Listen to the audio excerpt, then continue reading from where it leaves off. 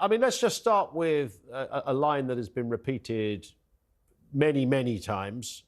This is essentially a story of industrial scale sex abuse, rape, and many other offences by men on young girls. And yet the only person currently serving time in jail is a woman. You couldn't make that up.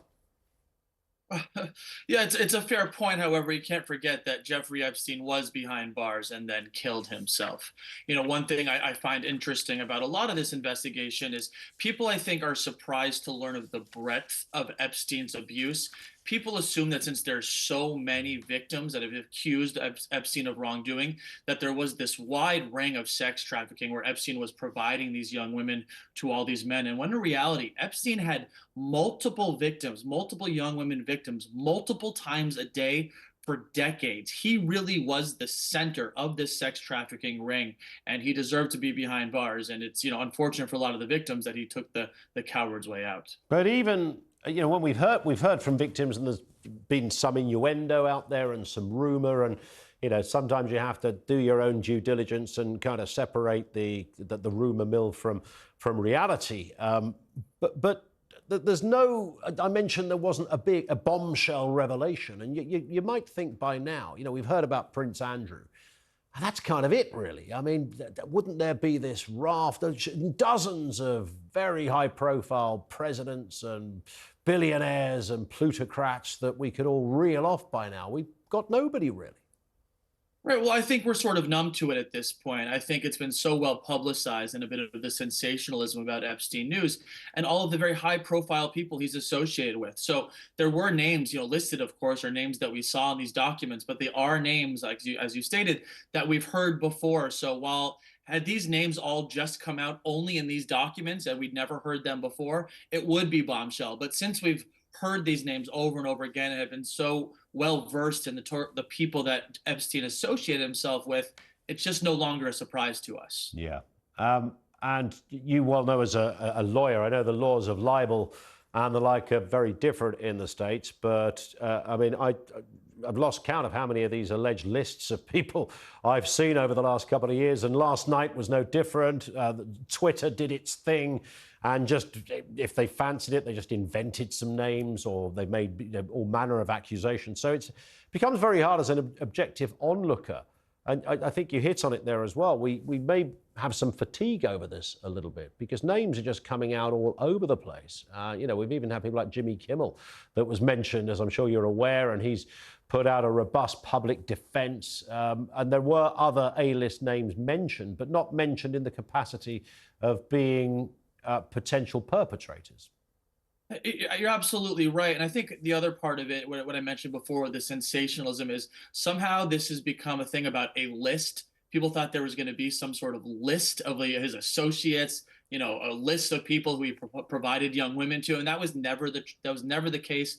There was never any rumor of a list. I hear all the time as someone who's represented, multiple victims of Epstein. Where's this list? There is no list, from what I can tell. These are just documents that were produced through discovery in a civil case, and as you said, sort of through the Twitter mill and sort of through all the the media about this. It's people, I think, expected more of a bombshell than actually what was revealed. Yeah, I think so. And in terms of you as a lawyer, you've represented victims. Are most of those, and I'm respecting client confidentiality and all the rest of it here, but just broadly speaking, are these accusations aimed solely at Epstein or others? Yeah, I mean, for the most part, as I, it was Jeffrey Epstein. And I think people can't understand really the magnitude of the abuse he did in his life. He's the most prolific sexual predator of our time. And when I say multiple women a day for decades, and I mean it, that's how bad it was. Just a constant flow of young women that he'd manipulate to recruit for him, to bring more young women to him. It was a constant flow of abuse for decades, even after in 2008, when he actually had to plead guilty to procuring sex with a minor. It didn't stop him, and he continued to do it. So really the substantial allegations. Now, of course, we've heard other allegations out there. From my understanding, that most of the allegations are against Jeffrey Epstein himself. It should be said as well that Uh, you could be an associate of Epstein's. Many people over the years probably knew a very different man from the sex offender. I'm not saying this is any kind of defense of him, but more a defense of those people that found themselves on these, as you rightly say, these curious lists that everybody's waiting for the big drop.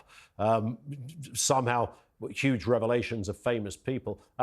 Just because somebody once knew the man, or just because somebody even went on a private plane or went on a business trip, doesn't make them a sexual deviant. It doesn't make them a criminal. They could, I'm sure the guy had many associates over many decades who were perfectly ordinary, law-abiding people. That's absolutely correct. And we know for a fact that Jeffrey Epstein surrounded himself by powerful people. He himself was a powerful person. He was very wealthy. He donated a lot of money. He threw his money around in order to gain more influence. So you're absolutely right. Just association with Jeffrey Epstein is certainly not a crime. And he used his power and influence and his connections as a means of exerting control over his victims.